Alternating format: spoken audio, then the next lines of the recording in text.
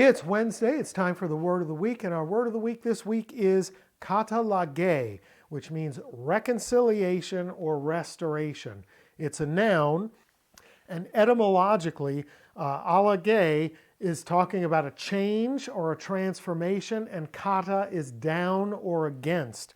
So it's a down change. It's a fundamental change. It's a transformation at a foundational level. So it's not to be confused with a patching up of a broken relationship.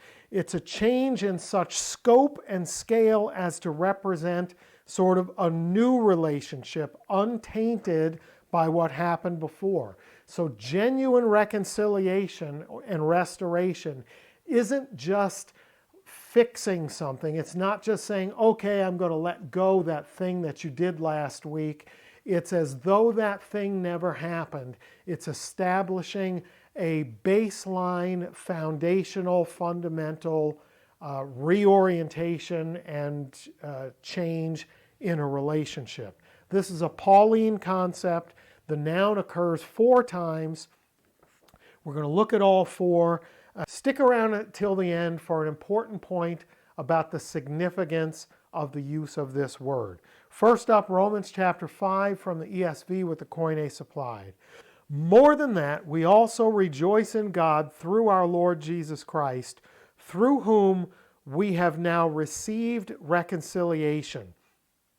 Tein καταλλαγήν elabomen. Elabomen, we received, tein καταλλαγήν, the reconciliation, the restoration. Let's go on and take a look at Romans 11:15. For if their rejection means the reconciliation of the world, καταλλαγή κόσμου, of the world, κόσμου, what will their acceptance mean but life from the dead?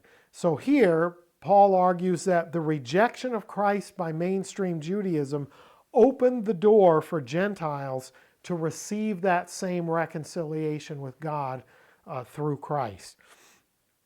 Next up, we're looking at 2 Corinthians chapter 5, verses 18 and 19. All this is from God, who through Christ reconciled us to himself and gave us the ministry of reconciliation. That is, in Christ, God was reconciling the world to himself, not counting their trespasses against them, and entrusting to us the message of reconciliation. Wow, there's a whole lot of reconciling going on in those 2 verses, isn't there? Let's look at the first instance.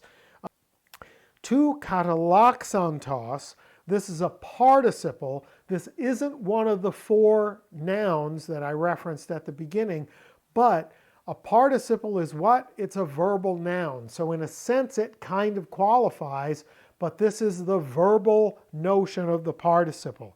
He reconciled us to himself through Christ. God reconciled us to himself through Christ. Gave us the ministry of reconciliation. Here's the noun. Teis καταλλαγής, gave us that a ministry of reconciliation. Meaning what? Meaning it's a ministry about this same reconciliation. God reconciling people to himself through Christ.